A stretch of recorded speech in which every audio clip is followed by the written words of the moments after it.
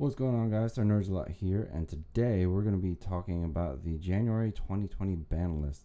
Konami has stated that it will be here no sooner than January 13, 2020, and since everyone's already done their videos, I think I wanted to just jump in and hopefully let you guys in on some ideas that I think that they could do for this up and coming ban list. These are just my personal opinions and some opinions that I've seen that I agree with. So I hope you enjoy this, and let's just dive right into it. So, first card we're going to be talking about is Sky Striker Mobilize Engage. I think that this card has been in the meta for quite some time, and I believe that it's time for it to get hit. It is the result of, great card design going horribly wrong. I believe. The fact that you can search and draw off of it is great. However, they forgot to put in a hard once per turn, and I think that's the main reason why this card needs to be hit. Searching Sky Striker cards outside of a Sky Striker deck is fine, but being able to get that extra draw with it and do it multiple times, I think is just the unfair part of it. It's been in the meta for a while, and Sky Strikers have taken other hits to try to slow them down. But, while they aren't doing as well as they were, I think that they are still doing pretty good. And I think that people are just tired of playing against Sky Striker cards in general. So I think this card going to 1 finally would answer this deck once and for all. And I think that would be a healthy thing for the current situation of the meta.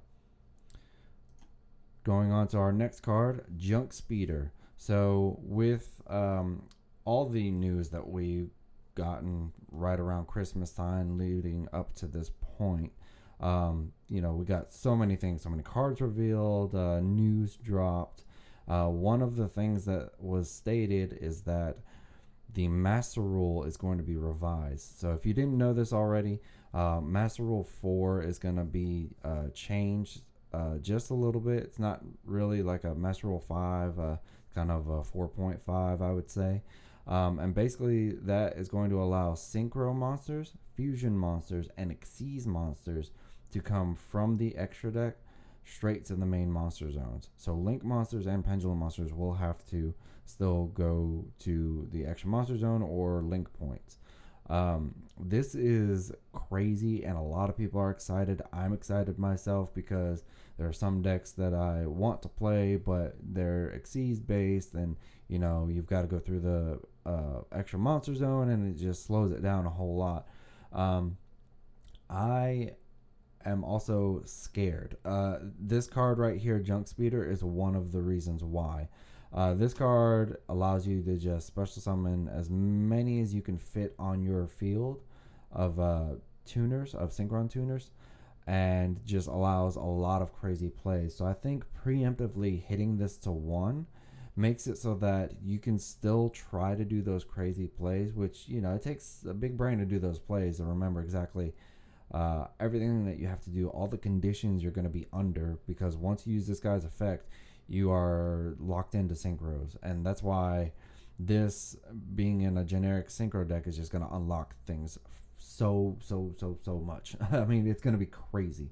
But I believe that, if we go ahead and hit it to 1, because it is out, it's something we can go ahead and hit, I believe that it'll slow that deck down. It makes it so that you can Veiler this card and Permanence this card and shut that strategy down.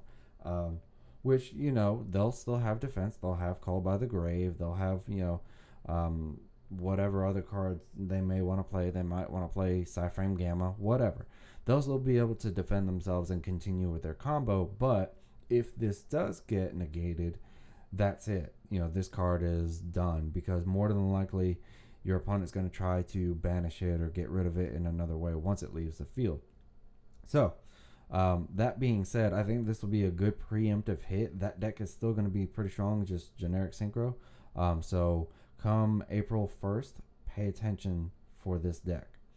Next card I want to talk about is Servant of Endymion. So The only reason this is on here, because I don't think that Endymions are really doing a whole lot, although they can do a whole lot. Trift Gaming over there is still, working on pendulums, and as new cards come out, figuring out more combos, and as the ban list changes, what resources do we have to make pendulum deck, pretty powerful. That being said, if we're going to hit all these other decks that I'm talking about in this video, we've got to also check pendulums. And the most competitive version of pendulums right now utilizes Endymions. And this card right here allows you to bring out your Mighty Master, I believe it's called, and just go to town. It really just unlocks the deck, and it's like the number one card that you really want to play in this deck. So I think this going to 1 allows them, like I've said before, it still allows them to play the cards, still allows them to play the strategy. It just slows it down enough so that it's bearable for other players and other decks. Okay. Going on to the next few cards, we've got Salamangreat Circle and Signet Mining. So Salamangreat Circle has already been hit once. It's at 1 currently. However, I do believe that it should be banned. If not, Signet Mining can go to 2. And even possibly both can happen. Because Salamangreats are inherently consistent. Once they got their structure deck, they're just inherently consistent. And that's fine. But again, if we're hitting all these other decks and this deck is allowed to just stay as consistent as it has been, we're going to see this deck pop up to the very top pretty quickly, at least in my personal opinion, because they've still got their Infernity Barrier at 3. They've still got all their extra deck monsters at 3. They've still got, most of their main deck at 3. Gazelles at 1, Circles at 1, and that hurt them a lot. They even went as far as to limit Lady Debug to 1, which saddened my heart because I wanted to play some Code Talkers when they limited the card. But I think one of these hits, or possibly both, would help slow them down just a little bit. They can still do everything that they want to do.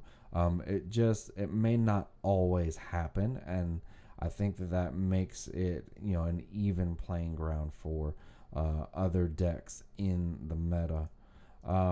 So yeah, just, circle to 0 or mining to 2. I think either would be fine.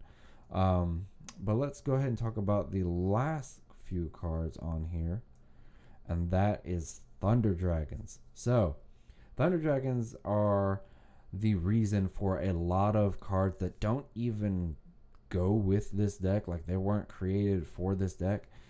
They're the reason why some of these cards have gotten banned or limited or whatever. Gold Sark, the Collapse Serpent, and the White Wyvern Buster going to 1.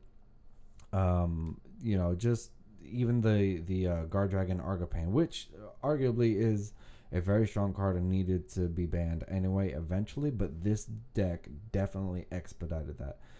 We've also got Eclipse Wyvern, just a lot of like Guard Dragon-y, type cards got, banned or limited because of this deck. And the deck itself, the Thunder Dragon cards themselves didn't get touched, and I think that that's completely unfair to do. But I think if we go and we limit Colossus, okay, for the reason of Colossus, it doesn't allow your opponent to add cards. It also protects itself by banishing, which is not like a hard once per turn or anything. It's an inherent effect that you just get to keep doing, which then allows you to plus off of protecting itself, which I think makes no sense.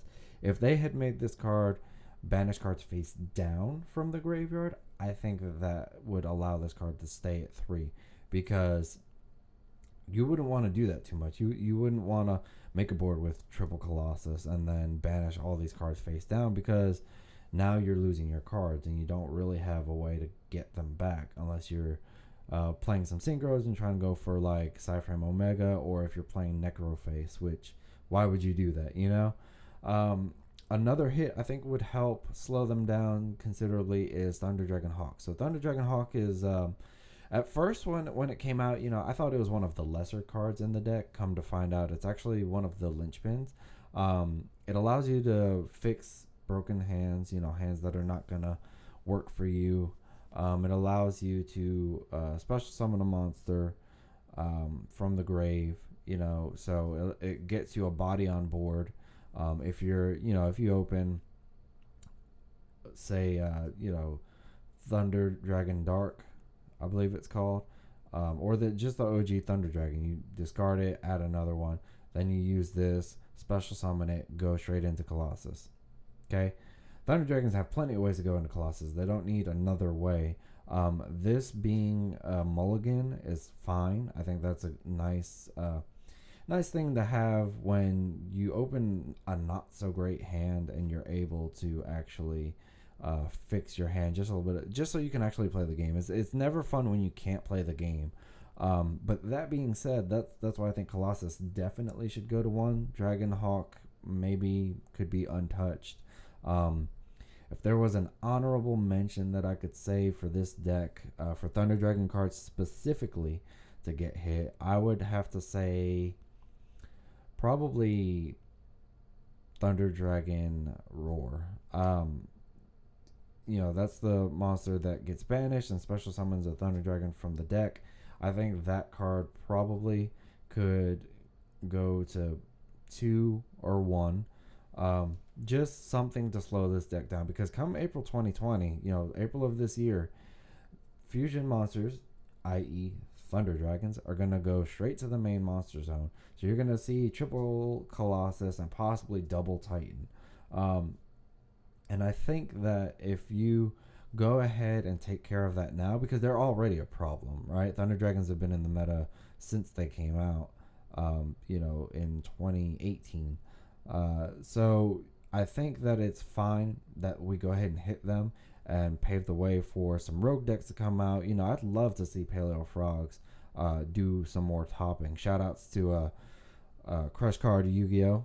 Love you guys. You guys make some great content.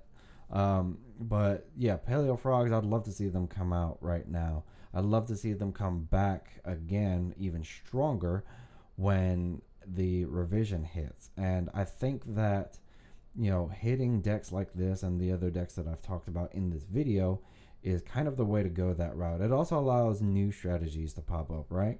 So the April 2020 revision is going to wreck the entire game of Yu-Gi-Oh! There's going to be so many random decks that you're not expecting to play against, and nobody's going to know how to structure their side deck. And I think that's going to be kind of funny, in my opinion.